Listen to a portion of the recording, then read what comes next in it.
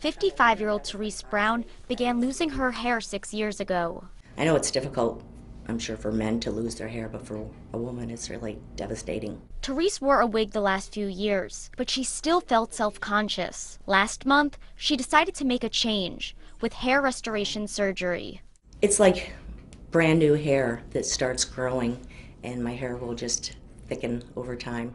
We want to create the density coverage with the new set of hair. But this was not a traditional hair transplant. Dr. Sang Kim performed the procedure using the follicular unit extraction method, or FUE. And we're really capturing individual hair follicles. And we're borrowing from the area, typically the back of the head, where it's resistant to the hereditary hair loss, and bring it to the area that is affected.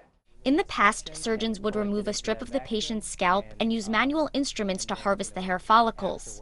This new procedure uses the NeoGraft machine that helps doctors remove individual hair follicles from the back of the patient's head and transplant them to the balding areas.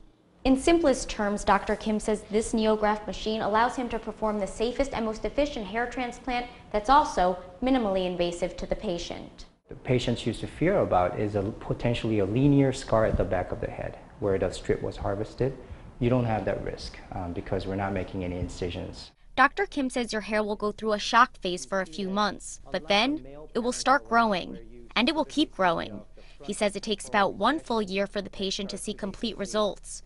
But Therese says 1 month later, and she already sees a difference. I feel more like my younger self, rather than a older woman losing her hair, so it makes you feel so much better. Rachel Polanski, News Channel 9.